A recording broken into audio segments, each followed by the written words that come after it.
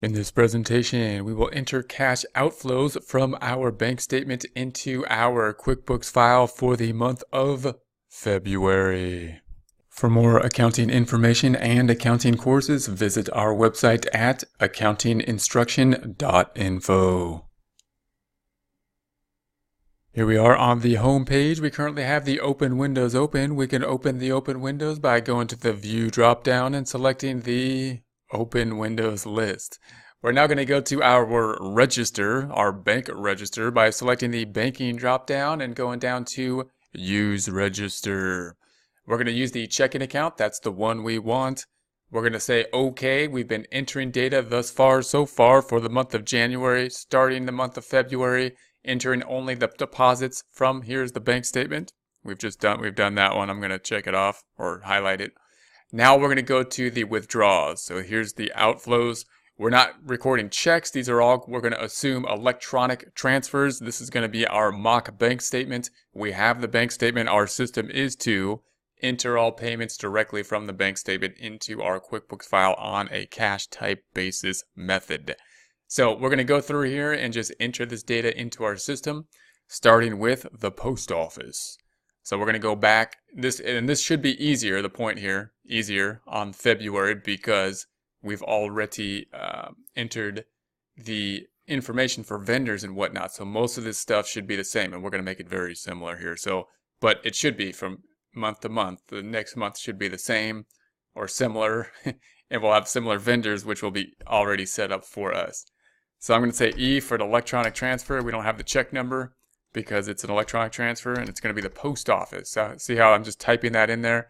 I don't need to add another vendor. Most of the vendors should be there. So after a month or two of data input, we want to make sure that we check for the vendor because we don't want to put like duplicates of the same vendor in there. But that should make it easier because as we start to type, it should autofill for us. So we're going to say tab. That's going to be 150. And then note it also gives us the account. And once again, that should be good. We want to double check that it's okay. Looks good to me. But it should be okay because that's the same thing we used last time. And we want to be consistent in accounting. That's the purpose. That's the goal. Much easier than the second time around after having that account already auto-populated for us. So we're going to say yes. We're going to go and check that one off and say that one has been found. Has been found. The next one's a transfer. So it's going to be a transfer to the personal checking account. So this is going to be money that was taken out of the business account and put into the personal account. Because hopefully this is like a routine type thing that happens because we like made money on the business side and then we took it out and we put it into the personal account.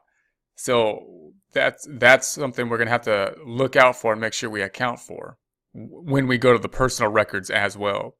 So we'll go back over here and we'll enter that. So that happened on the 5th.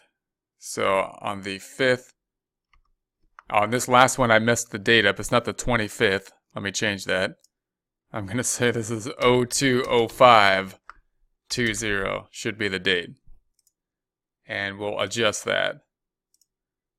So, and then the next one. Now we're on the next one, which is also 020520.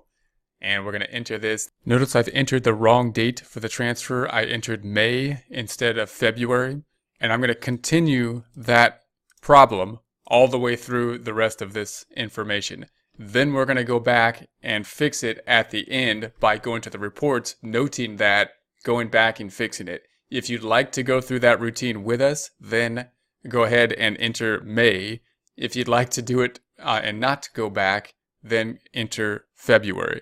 But this is going to be a common kind of miskey, a common type of miskey that we should be caught if, one, QuickBooks has the setup where it's going to tell us, give us a pop-up that says, hey, you're out of date, which doesn't work if we're working in a different time period than that present day. And or when we look at the reports and or when we do the bank reconciliation. So we're going to enter this data in. We'll take a look at the reports. Then we'll go back in and see this issue and change them from the report side and show how that process can be done. This is going to be E, and we're going to say this is a transfer. And we don't have to put a transfer up top, but we could because it might help us to memorize the transaction. I'm just going to type the whole thing out and add quick add. Now it's not really a vendor, but I might want to put it into the vendors because it'll help me to track it by vendor if I want to go to a vendor report. That might help. So I'm going to just actually keep it as a vendor. And then I'm going to put it in for 2500. And then we need to have an account for it.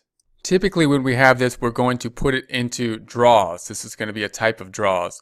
Now, because we have a business and personal account, there might be a couple things we want to adjust for. There's a couple different ways we can try to think about the transfers that are going from the business and the personal account and track them on both sides.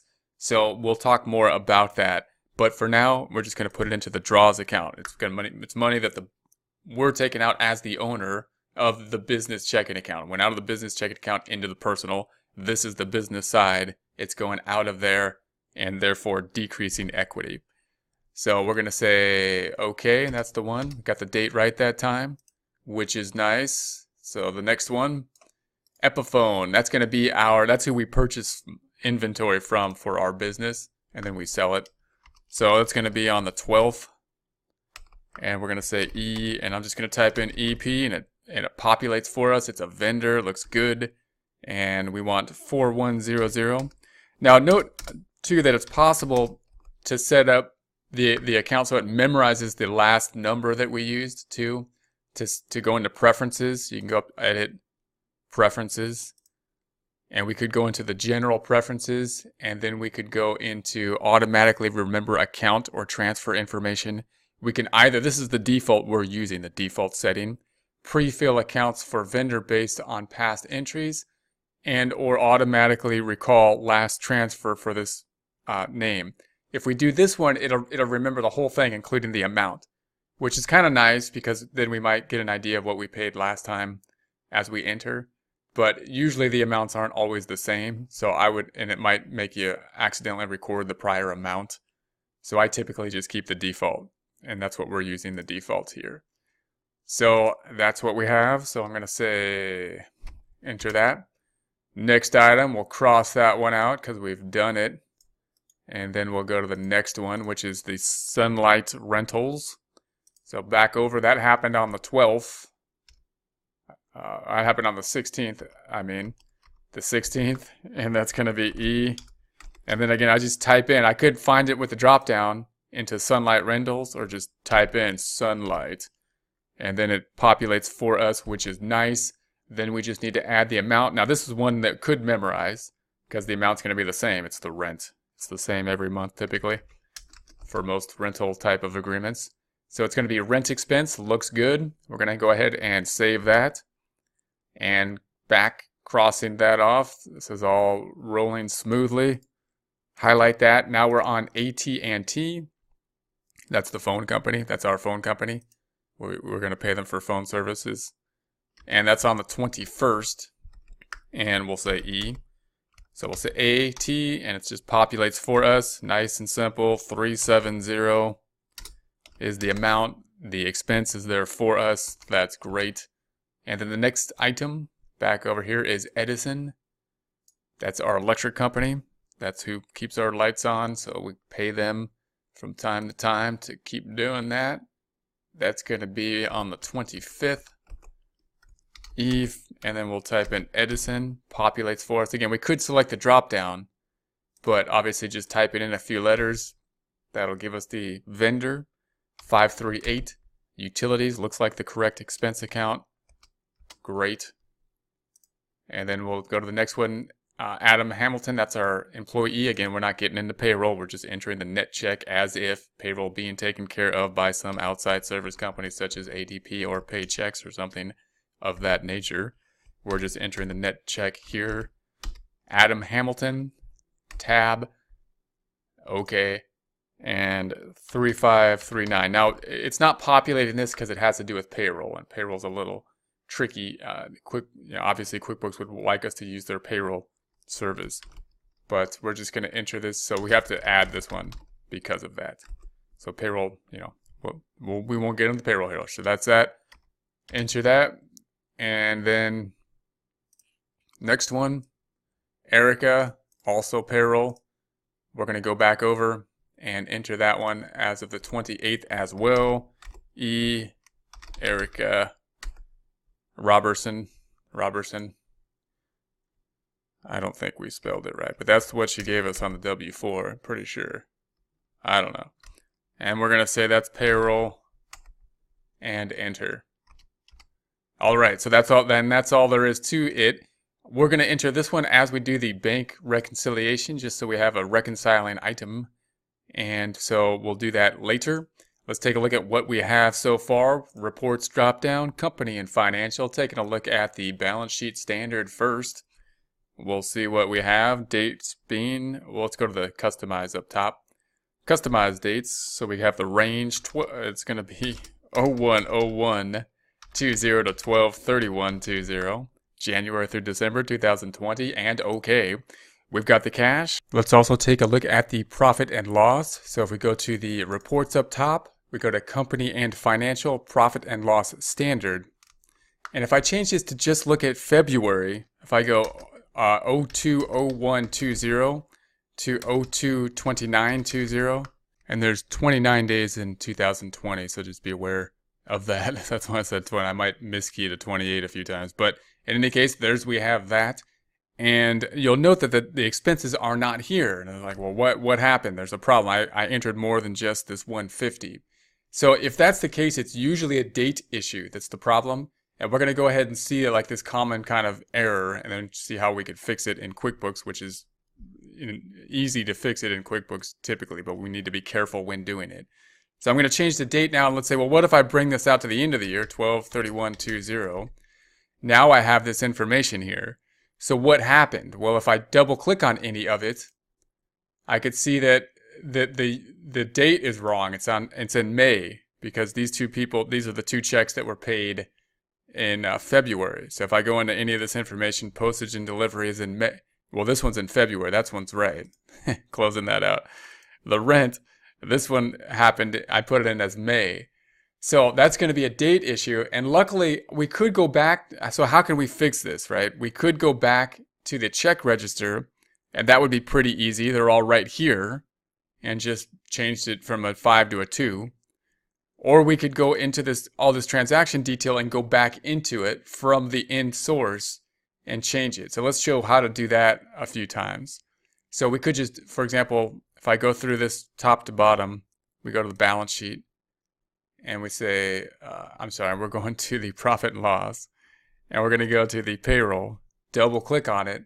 And I know that nothing's been entered in May because that would be before in the future. I've only been entering data through February bank statements. So I know these must be February. So I'm just going to double click on it and change this to a 2 and say save and close, yes. And then we'll do the same thing here. Now it's in there as a 2, and do the same thing here. And we'll save this, make it a 2, save and close. And okay, and we even might make this even easier by going up here and changing the date from 05/01/20 to 05/31/20. So this is just the month that I know the error was made to. So now once I fix them, they should disappear from this time period. Let's check that out. If we go to the purchases, I'm going to double click on that item and just change this date from a 5 to a 2. And then close this back out, and close this back out, and then it disappears from here, disappears, because now it's in February and this is only showing May's data.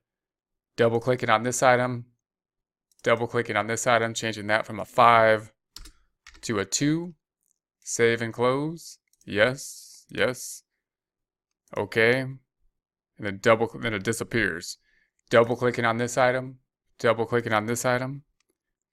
and then say enter the 2, save and close, and yes. Now note that this is the error that should stop me from making this problem in the first place, but because we're working in the future, or oftentimes when you're working in the present, you just ignore that one. But if you're working in the future and that error pops up all the time, or you're entering multiple months, then the error message doesn't help much. But if you're working in the present, it should. And then We'll close that back out, and then one more. And we'll make that a 2. Save and close. Yep. All right, so we fixed that completely intentional mistake just to see what happens in real life. So 010120 to 022820. This is now for the 2-month time period, and this should be 29. Now, if we go back over to the check register, we're going to check one more item. We could see all of these have been updated except for this one because it's not on the income statement. It's 2 draws. So we're just going to do the same thing, and that should be it. So we're going to record that information, and then we can look through this, and it looks like everything is now before February, so we're good to go. It's January and February, so that looks good. Back to the profit and loss. One more day in the 2020. So there we have that. Now, if we wanted to see a comparison, we could go to the totals. We could see it side by side by months. So here's a comparison by months, or we can go back to the totals up top and customize, and we could go show the second month 020120. And then show previous change. So if I show the previous change, I got the current month February, and then the previous month is January. And this will give us some information for a comparison, which is nice as well. So note what we didn't have, we haven't entered the bank service charges yet. The insurance we paid more than 1 month in January. That's why it's not there in February. And we don't have the same office supplies we had in January. Possibly because we're going to use the office supplies for multiple months, or possibly because I think that office supplies was paid from the personal account and we had to transfer it over. But in any case, much of the rest is going to be the similar from month to month, and we could do a nice comparison such as that as we enter the data for the second month of operations. For more accounting information and accounting courses, visit our website at accountinginstruction.info.